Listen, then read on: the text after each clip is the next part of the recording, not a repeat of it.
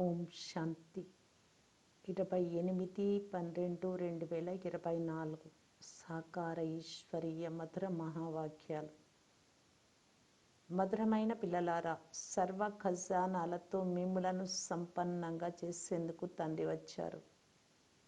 మీరు కేవలం ఈశ్వరీయ మతమును అనుసరించండి, బాగా పురుషార్థం చేసి వారసత్వం తీసుకోండి, మాయతో ఓడిపోకండి. ప్రశ్న: ఈశ్వరీయ మతము, దైవీ మతము మరియు మనుష్య మతాలకు గల ముఖ్యమైన వ్యత్యాసం ఏది?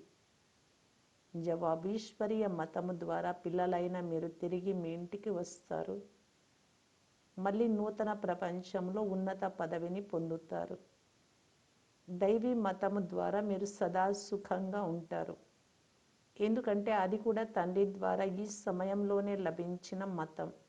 అయితే మళ్ళీ క్రిందకు దిగుతారు. మానవ మతము మిమ్మలను దుఃఖితులుగా చేస్తుంది. ఈశ్వరీయ మతమును అనుసరించేందుకు మొట్టమొదట చదివించే తండ్రిపై పూర్తి నిశ్చయం ఉండాలి. శివబాబా చెప్పినట్టు నడవాలి అంటే బాబా పైన నమ్మకం ఉండాలి. ఓం శాంతి. తండ్రి అర్థమునైతే తెలిపించారు. నేను ఆత్మను, శాంతి స్వరూపాన్ని. ఓం శాంతి అన్నప్పుడు ఆత్మకు తన ఇల్లు గుర్తుకొస్తుంది. నేను ఆత్మ, శాంతి స్వరూపాన్ని. తర్వాత కర్మేంద్రియాలు లభించినప్పుడు శబ్దంలోకి వస్తుంది. మొదట కర్మేంద్రియాలు చిన్నవిగా ఉంటాయి, తర్వాత కర్మేంద్రియాలు పెద్దవిగా అవుతాయి. ఇప్పుడు పరంపిత పరమాత్మ నిరాకారుడు. మాట్లాడాలి అంటే వారికి కూడా రథం కావాలి. ఆత్మలైన మీరు ఎలాగైతే పరంధామంలో ఉండి ఇక్కడికి వచ్చి టాకీగా అవుతారో అలాగే తండ్రి కూడా చెప్తున్నారు. మీకు జ్ఞానం ఇచ్చేందుకు నేను కూడా టాకీగా అయ్యాను, మాట్లాడాల్సి వస్తుంది. తండ్రి తన పరిచయాన్ని, తన రచన ఆది మధ్య అంత్యాల పరిచయాన్ని ఇస్తున్నారు. ఇది ఆత్మిక చదువు, అది భౌతికమైన శారీరక చదువు. వారు స్వయాన్ని శరీరంగా భావిస్తారు. మనం ఆత్మలం ఈ చెవుల ద్వారా వింటున్నాము అని ఇతరులు ఎవ్వరూ చెప్పరు. ఆ తండ్రి పతిత పావనులు అనే పిల్లలైన మీరు ఇప్పుడు అర్థం చేసుకున్నారు. వారే వచ్చి స్వయంగా వారు ఎలా వస్తారో అర్థం చేస్తూ ఉన్నారు. మీ వలె నేను గర్భంలో ప్రవేశించను, నేను బ్రహ్మలో ప్రవేశిస్తాను. ఇక ఏ ప్రశ్నలు రావు. ఇది నా రథం. ఇతనిని తల్లి అని కూడా అంటారు. అన్నింటికంటే పెద్ద నది బ్రహ్మపుత్ర. ఇది అన్నింటికంటే పెద్ద నది, కానీ నీటి నది కాదు. ఇది మహానది, అనగా అన్నింటికంటే పెద్ద జ్ఞాన నది, బ్రహ్మబాబాకు గుర్తుగానే. కనుక తండ్రి ఆత్మలకు అర్థం చేస్తూ ఉన్నారు. నేను మీ తండ్రిని, మీరు ఎలా మాట్లాడుతున్నారు నేను కూడా అలా మాట్లాడుతూ ఉన్నాను. నా పాత్ర అందరికంటే చివరిలో ఉంది. మీరు పూర్తిగా పతితమైనప్పుడు మిమ్మలను పావనంగా చేసేందుకు నేను రావాల్సి వస్తుంది. ఈ లక్ష్మీ నారాయణలను ఇలా తయారు చేసినది ఎవరు? ఈశ్వరుడు తప్ప ఇతరులు ఎవ్వరూ చేయలేరు. అనంతమైన తండ్రియే స్వర్గానికి యజమానులుగా చేసి ఉంటారు కదా. ఆ తండ్రియే జ్ఞానసాగరులు. నేను ఈ మానవ సృష్టికి చైతన్యమైన బీజమునని వారే చెప్తారు. ఆది మధ్య అంత్యాలు నాకు తెలుసు. నేను సత్యమును, చైతన్య బీజ రూపాన్ని. ఈ సృష్టి వృక్ష జ్ఞానం నాలో మాత్రమే ఉంది. దీనిని సృష్టి చక్రము లేక డ్రామా అని అంటారు. ఇది తిరుగుతూనే ఉంటుంది. ఆ హద్దులోని డ్రామా సినిమా 2 గంటలు ఉంటుంది. ఈ సృష్టి డ్రామా రీలు 5000 సంవత్సరాలది. సమయం గడిచే కొలది 5000 సంవత్సరాల కంటే తక్కువ అవుతూ వెళ్తుంది. మొదట మీరు దేవీ దేవతలుగా ఉండేవారు. నెమ్మది నెమ్మదిగా క్షత్రియ కులంలోకి వచ్చేసారు. ఈ రహస్యమంతా బుద్ధిలో ఉంది కదా, కనుక దీనిని స్మరిస్తూ ఉండాలి. మనమే మొదట పాత్రను అభినయించేందుకు వచ్చాము, కావున మనమే దేవీ దేవతలుగా ఉండేవారము. 1250 సంవత్సరాలు రాజ్యపాలన చేశాము. సమయం గడుస్తూ వెళ్తుంది కదా. లక్షల సంవత్సరాలు అనే మాట లేనే లేదు. లక్షల సంవత్సరాల గురించి ఎవ్వరూ ఆలోచన కూడా చేయలేరు కూడా. మీరు దేవీ దేవతలుగా ఉండే వారము అని తర్వాత పాత్ర చేస్తూ సంవత్సరం తర్వాత సంవత్సరం గడుస్తూ ఇప్పుడు ఎన్ని సంవత్సరాలు గడిచిపోయాయి అని పిల్లలైన మీరు అర్థం చేసుకున్నారు. నెమ్మది నెమ్మదిగా సుఖం తగ్గిపోతూ వస్తుంది. ప్రతి వస్తువు సతో ప్రధానంగా సతో రజో తమోగా అవుతుంది. తప్పకుండా పాతవైపోతాయి. ఇది అనంతమైన విషయం. ఈ విషయాలన్నీ బుద్ధిలో బాగా ధారణ చేసి ఇతరులకు కూడా అర్థం చేయించాలి. అందరూ ఒకే విధంగా ఉండరు. తప్పకుండా అనేక విధాలుగా అర్థం చేయిస్తూ ఉంటారు. చక్రం గురించి అర్థం చేయించడం అన్నింటికంటే సులభం. డ్రామా మరియు వృక్షం ఈ రెండు ముఖ్య చిత్రాలు. కల్పవృక్షము అనే పేరు ఉంది కదా, కల్పం ఆయువు ఎన్ని సంవత్సరాలు ఎవ్వరికీ తెలియదు. మానవ మతాలు అనేకమున్నాయి. ఒక్కొక్కరు ఒక్కొక్క విధంగా చెప్తారు.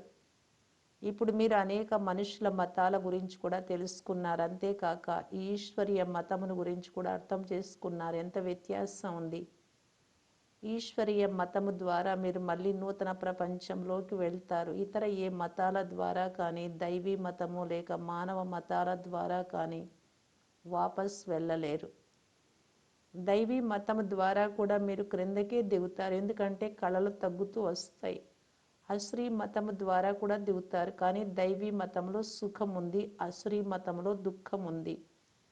దైవీ మతం కూడా ఈ సమయంలో తండ్రి ఇచ్చినటువంటిదే. అందువలన మీరు సుఖంగా ఉంటారు. అనంతమైన తండ్రి ఎంతో దూరం నుండి వస్తారు. మనుషులు సంపాదన కొరకు విదేశాలకు వెళ్తారు. చాలా ధనం సంపాదించిన తర్వాత మళ్ళీ వచ్చేస్తారు. తండ్రి కూడా చెప్తున్నారు, నేను పిల్లలైన మీ కొరకు చాలా ఖజానాలు తీసుకొస్తాను. ఎందుకంటే నేను మీకు చాలా ధనం ఇచ్చాను, అదంతా మీరు పోగొట్టుకున్నారు. వాస్తవానికి ఎవరైతే ప్రాక్టికల్గా పోగొట్టుకున్నారో వారితోనే మాట్లాడతాను. 5,000 సంవత్సరాల మాట మీకు గుర్తు ఉంది కదా. అవును బాబా, 5,000 సంవత్సరాల క్రితం మీతో కలుసుకున్నాను, మీరు వారసత్వం ఇచ్చారు అని అంటారు. బేహద్దు తండ్రితో తప్పకుండా బేహద్దు వారసత్వం తీసుకున్నాము అని మీకు గుర్తు వచ్చింది. బాబా మీ నుండి నూతన ప్రపంచం యొక్క రాజ్య పదవిని వారసత్వంగా తీసుకున్నాను. మంచిదే. ఇప్పుడు మళ్ళీ పురుషార్థం చేయండి. బాబా మాయాభూతం మమ్మలను ఓడించింది అని చెప్పకండి. దేహ అభిమానానికి వశమైన తర్వాతనే మీరు మాయతో ఓడిపోతారు. లోభ వశమై లంచం తీసుకున్నారు. విధి లేని పరిస్థితి మాట వేరే. లోభం లేకుంటే కడుపుకు పూజ జరగదు అని బాబాకు తెలుసు. పర్వాలేదు, భలే తినండి, కానీ ఎక్కడైనా చిక్కుకొని మరణించకండి. అంటే ఏ విషయాలలోనైనా మీరే దుఃఖపడతారు. ధనం లభిస్తే సంతోషంగా తింటారు. పోలీసులు పట్టుకుంటే జైలుకు వెళ్ళాల్సి వస్తుంది. ఇలాంటి పనులు చేయకండి. దానికి నేను బాధ్యుడను కాదు. పాపం చేస్తే జైలుకు వెళ్తారు. అచట జైళ్ళు మొదలైనవి స్వర్గంలో ఉండవు. డ్రామా ప్లాన్ అనుసారం కల్పక్రితం ఎలా వారసత్వం 21 జన్మలకు లభించిందో మళ్ళీ అదే విధంగా తీసుకుంటారు. మొత్తం రాజధాని అంతా తయారవుతుంది. పేద ప్రజలు, ధనిక ప్రజలు, కానీ అక్కడ దుఃఖం ఉండదు. ఈ తండ్రి గ్యారంటీ ఇస్తున్నారు, అందరూ ఒకే విధంగా తయారవ్వలేరు. సూర్యవంశ చంద్రవంశ రాజ్యంలో అందరూ కావాలి కదా. తండ్రి మనకు విశ్వ చక్రవర్తి పదవిని ఎలా ఇస్తున్నారో పిల్లలకు తెలుసు. మళ్ళీ మీరు క్రిందకు దిగిపోతారు. అంతా స్మృతికి వచ్చింది కదా. పాఠశాలలో చదువు గుర్తు ఉంటుంది. ఇక్కడ కూడా తండ్రి స్మృతిని ఇప్పిస్తూ ఉన్నారు. ఈ ఆత్మిక చదువును మొత్తం ప్రపంచంలో మరెవ్వరూ చదివించలేరు. గీతలో కూడా మన్మనాభవని వ్రాయబడి ఉంది. దానిని మహామంత్రమని, వశీకరణ మంత్రమని అంటారనగా మాయపై విజయం పొందే మంత్రం. మాయను జయిస్తే జగత్తును జయిస్తారు. పంచవికారాలు అనే మాయ అని అంటారు. రావణుడి చిత్రం చాలా స్పష్టంగా ఉంది. 5 వికారాలు స్త్రీలోనివి, 5 వికారాలు పురుషుడిలోనివి. వాటి ద్వారా గాడిదగా అనగా టట్టుగా అయిపోతారు. అందువలన రావణుడిపై గాడిద తలను చూపిస్తారు. జ్ఞానం లేనప్పుడు మీరు కూడా అలాగే ఉండేవారు. ఇప్పుడు మీరు తెలుసుకున్నారు ఈ విషయాన్ని. తండ్రి కూర్చొని ఎంతో రమణీయంగా విషయాలను చదివిస్తారు. ఆయన సుప్రీం టీచర్. వారి ద్వారా మీరు ఏం చదువుకుంటున్నారో దానిని మళ్ళీ ఇతరులకు వినిపిస్తారు. మొదట చదివించే వారిలో నిశ్చయం చేయించాలి. ఆ తండ్రి మాకు ఈ విషయాలు అర్థం చేయించారు అని చెప్పండి. మీరు వింటారో వినరో మీ ఇష్టం. వీరు అనంతమైన తండ్రి కదా, శ్రీమతమే శ్రేష్టంగా చేస్తుంది కనుక శ్రేష్టమైన నూతన ప్రపంచం కూడా తప్పకుండా కావాలి. మనము మురికి ప్రపంచంలో ఉన్నాము అని ఇప్పుడు మీరు అర్థం చేసుకున్నారు. ఇతరులు ఎవ్వరూ అర్థం చేసుకోలేరు. అక్కడ మీరు స్వర్గంలో వైకుంఠంలో సదా సుఖంగా ఉంటారు. ఇక్కడ నరకంలో ఎంతో దుఃఖంలో ఉన్నారు. దీనిని నరకము అనండి, లేక విషయ వైతరణి నది అనండి, పేరు ఏదైనా ఇది పాత చీచి ప్రపంచం. సత్యుగ స్వర్గం ఎక్కడా, కలియుగ నరకం ఎక్కడా అని మీరు ఇప్పుడు ఫీల్ చేస్తారు. స్వర్గమును అద్భుతమైన ప్రపంచమని అంటారు. త్రేతాయుగమును కూడా అలా అన్నారు. ఇక్కడ ఈ మురికి ప్రపంచంలో ఉండేందుకు మనుషులకి ఎంత ఖుషి కలుగుతుంది. పేడ పురుగును భ్రమరం భూ భూ అంటూ తన సమానంగా చేస్తుంది. మీరు కూడా బురదలో పడి ఉండినారు. నేను వచ్చి భూభూ చేసి మిమ్మలను పురుగుల నుండి అనగా శూద్రుల నుండి బ్రాహ్మణులుగా చేశాను. ఇప్పుడు మీరు డబల్ కిరీటధారులుగా అవుతారు కనుక మీకు ఎంత ఖుషి ఉండాలి. పురుషార్థం కూడా పూర్తిగా చేయాలి. అనంతమైన తండ్రి తెలిపే జ్ఞానం చాలా సులభమైనది. తండ్రి సత్యంగా చెప్తున్నారు అని మీ హృదయానికి తెలుస్తుంది. ఇప్పుడు అందరూ మాయ అనే ఊబిలో చిక్కుకొని ఉన్నారు. వెలుపలి ఆడంబరం షోలు చాలా ఎక్కువగా ఉన్నాయి. బాబా అర్థం చేయిస్తూ ఉన్నారు, నేను వచ్చి మిమ్మలను ఊబి నుండి రక్షించి స్వర్గంలోకి తీసుకెళ్తాను. స్వర్గము అనే పేరు విన్నారు. ఇప్పుడు స్వర్గం లేనే లేదు, కేవలం దాని చిత్రం మాత్రమే ఉంది. స్వర్గానికి యజమానులైన వీరు చాలా ధనవంతులుగా ఉండేవారు. భలే భక్తి మార్గంలో ప్రతిరోజు మందిరాలకు వెళ్ళేవారు, కానీ ఈ జ్ఞానం ఏమాత్రం లేదు. భారతదేశంలో ఆది సనాతన దేవి దేవతా ధర్మం ఉండేది అని, వీరి రాజ్యం ఎప్పుడు ఉండేదో ఇప్పుడు మీకు అర్థమైంది. ఇది మరెవ్వరికీ తెలియదు. దేవీ దేవతా ధర్మానికి బదులు హిందువులమని అంటున్నారు. ప్రారంభంలో హిందూ మహాసభ అధ్యక్షుడు వచ్చాడు. మనం వికారి అసురులము, స్వయాన్ని దేవతలమని ఎలా పిలిపించుకుంటాం? మీరు వస్తే దేవీ దేవతా ధర్మస్థాపన మళ్ళీ ఎలా జరుగుతుందో అర్థం చేయిస్తాము. మేము మిమ్మలను స్వర్గానికి అధికారులుగా చేస్తాము, కూర్చొని నేర్చుకోండి అని పిల్లలు చెప్పారు. అందుకు ఆ ప్రెసిడెంటు, దాదాగారు మాకు తీరిక ఎక్కడుంది అని జవాబిచ్చాడు. తీరిక లేకుంటే దేవతలుగా ఎలా అవుతారు? ఇది చదువు కదా. పాపం వారి అదృష్టంలో లేదు, చనిపోయాడు. అలాగని వారు ప్రజలలోకి వస్తారు అని కాదు, అలా రారు. ఊరికి అలా వచ్చి వెళ్ళిపోయాడు. ఇక్కడ పవిత్రంగా అయ్యేందుకు జ్ఞానం లభిస్తుంది అని విని వచ్చాడు. సత్యుగంలోకి రాలేడు, మళ్ళీ హిందూ ధర్మంలోకి వస్తాడు. మాయ చాలా ప్రబలమైనది అని పిల్లలైన మీరు అర్థం చేసుకున్నారు. ఏదో ఒక తప్పు చేయిస్తూ ఉంటుంది. ఏదైనా ఎప్పుడైనా విరుద్ధమైన పాపం జరిగితే తండ్రికి సత్యమైన హృదయంతో వినిపించాలి. ఈ రావణ ప్రపంచంలో పాపాలు జరుగుతూనే ఉంటాయి. అనేక జన్మల పాపులము అని అంటూ ఉంటారు. ఇది ఎవరన్నారు? ఆత్మనే చెప్తుంది. తండ్రి ముందు లేక దేవతల ముందుకు వెళ్ళి ఆత్మనే ఇలా అంటుంది, జన్మ జన్మల నుండి మనం తప్పకుండా పాపం చేస్తూ వచ్చాము అని ఇప్పుడు మీరు ఫీల్ చేస్తున్నారు. రావణ రాజ్యంలో మీరు పాపాలు తప్పకుండా చేశారు. అనేక జన్మల నుండి చేసిన పాపాలనైతే వర్ణించలేరు. ఈ జన్మలోనివి వర్ణించగలరు. అవి వినిపించినా తేలికగా అవుతారు. సర్జన్ ముందు జబ్బు ఏమిటో వినిపించాలి. ఫలానా వారిని చంపాను, దొంగతనం చేశాను, ఇలా వినిపించేందుకు సిగ్గుపడరు. కానీ వికారాల గురించి వినిపించేందుకు సిగ్గుపడతారు. సర్జన్ ముందు సిగ్గుపడితే జబ్బు ఎలా బాగవుతుంది? చెప్పకపోతే లోపల మనస్సును తింటూ ఉంటుంది. తండ్రిని స్మృతి చెయ్యలేరు. సత్యం వినిపిస్తే స్మృతి చేయగలరు. తండ్రి అంటున్నారు, నేను సర్జన్ను, మీకు ఎన్ని మందులు ఇస్తున్నాను, మీ శరీరం సదా కంచనంగా అవుతుంది. సర్జన్కు తెలిపినందున తేలికైపోతారు. కొంతమంది వారంతకు వారే వ్రాస్తారు, బాబా మేము జన్మ జన్మాంతరాలు పాపం చేశాము, పాపాత్ముల ప్రపంచంలో పాపాత్ములుగానే అయ్యాము. ఇప్పుడు తండ్రి చెప్తున్నారు, పిల్లలు పాపాత్ములతో ఇచ్చిపుచ్చుకునే వ్యవహారం చేయరాదు. ఈ తండ్రి సత్యమైన సద్గురువు, అకాలమూర్తి, వారెప్పుడు పునర్జన్మలు తీసుకోరు.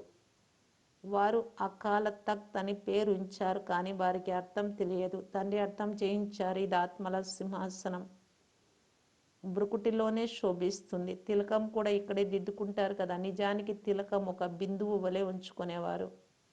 ఇప్పుడు మీకు మీరే తిలకం ఇచ్చుకోవాలి. తండ్రిని స్మృతి చేస్తూ ఉండండి. ఎవరైతే చాలా సర్వీస్ చేస్తారో వారు పెద్ద మహారాజులుగా అవుతారు. నూతన ప్రపంచంలో పాత ప్రపంచంలోని చదువును చదవరు. అందువలన ఇంత ఉన్నతమైన చదువుపై చాలా అటెన్షన్ ఇవ్వాలి. ఇక్కడ కూర్చొని ఉన్న కొంతమంది బుద్ధి యోగం బాగుంటుంది, కొంతమందిది ఎక్కడెక్కడికో వెళ్ళిపోతుంది.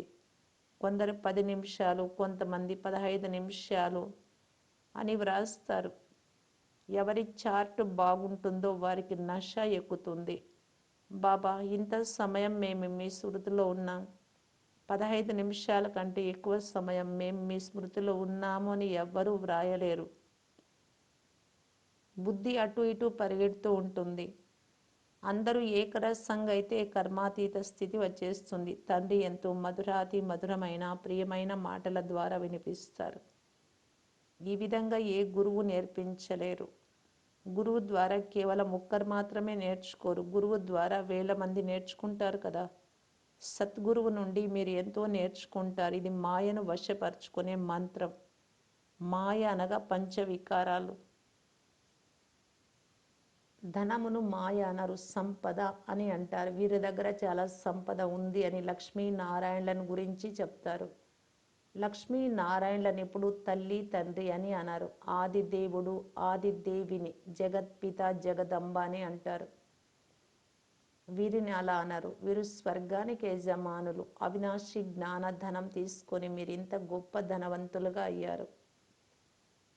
అంబ వద్దకు అనేక ఆశలతో వెళ్తారు. లక్ష్మి వద్దకైతే కేవలం ధనం కొరకే వెళ్తారు, ఇతరం ఏది కోరరు. అందువలన ఎవరు గొప్ప? అంబ వద్ద ఏం లభిస్తుందో, లక్ష్మి వద్ద ఏం లభిస్తుందో ఎవ్వరికీ తెలియదు. లక్ష్మి నుండి కేవలము ధనము మాత్రమే వేడుకుంటారు. అంబ నుండి మీకు సర్వస్వము లభిస్తుంది. అంబ పేరు చాలా ఎక్కువగా ఉంది, ఎందుకంటే మాతలు దుఃఖం కూడా చాలా సహించాల్సి వచ్చింది. అందువలన మాతల పేరు చాలా ప్రసిద్ధి చెందుతుంది. మంచిది. అయినా తండ్రి చెప్తున్నారు, తండ్రిని స్మృతి చేస్తే మీరు పావనంగా అవుతారు. చక్రాన్ని స్మృతి చేయండి, దైవీ గుణాలు ధారణ చేయండి, చాలామందిని మీ సమానంగా చేయండి. మీరు గాడ్ ఫాదర్ విద్యార్థులు కల్పక్రితం కూడా అయ్యారు, మళ్ళీ ఇప్పుడు కూడా అదే లక్ష్యం. ఇది నరుల నుండి నారాయణుడిగా ఏ సత్యమైన కథ. మంచిది. మధురాతి మధురమైన అపురూపమైన పిల్లలకు మాతా పిత బాప్ దాదాల ప్రియ స్మృతులు మరియు గుడ్ మార్నింగ్. ఆత్మిక పిల్లలకు ఆత్మిక తండ్రి నమస్తే. ధారణ కొరకు ముఖ్య సారము. ఫస్ట్ పాయింట్, మీ వ్యాధిని సర్జన్ వద్ద ఎప్పుడూ దాచరాదు, వికారాలను దాచకండి అని చెప్తున్నారు. మాయా భూతాల నుండి స్వయాన్ని రక్షించుకోవాలి. స్వయానికి రాజతిలకం ఇచ్చుకునేందుకు సేవ తప్పకుండా చేయాలి. సెకండ్ పాయింట్, స్వయాన్ని అవినాశి జ్ఞాన ధనం ద్వారా ధనవంతులుగా చేసుకోవాలి. ఇప్పుడు పాపాత్ములతో ఇచ్చిపుచ్చుకోరాదు. చదువుపై పూర్తి గమనం ఉంచాలి. వరదానము, ఈ కళ్యాణకారి యుగంలో సర్వుల కళ్యాణము చేసే ప్రకృతి జీత్ మాయా జీత్ భవ. సంగమ యుగాన్ని కళ్యాణకారి యుగం అని అంటారు. ఈ యుగంలో సదా నేను కళ్యాణకారి ఆత్మను, నా కర్తవ్యము మొదట స్వ కళ్యాణం చేసుకోవడం, తర్వాత అందరి కళ్యాణం చేయడం అనే స్వమానం సదా గుర్తు ఉండాలి. మనుష్యాత్మలనే కాదు, మేము ప్రకృతికి కూడా కళ్యాణం చేసేవారము. అందుకే ప్రకృతి జీతులని మాయా జీతులని అనబడతాం. ఎప్పుడైతే పురుషుడైన ఆత్మ ప్రకృతి జీతుగా అవుతుందో అప్పుడు ప్రకృతి కూడా సుఖదాయిగా అవుతుంది. వారు ప్రకృతి లేక మాయ యొక్క అలజడిలోకి రాలేరు. వారిపై అకళ్యాణ వాయుమండలం యొక్క ప్రభావం పడదు. స్లోగన్, ఒకరి ఆలోచనలను మరొకరు గౌరవిస్తే మాననీయ అనగా గౌరవనీయ ఆత్మలుగా అవుతారు. అవ్యక్త ఇషారా, సదా సంతుష్టంగా ఉంటూ అందరినీ సంతుష్టంగా చేసే సంతుష్ట మణిగా కావటానికి బాప్దాదా తెలియజేస్తున్నారు. సంతుష్టత బ్రాహ్మణుల యొక్క విశేష లక్షణం.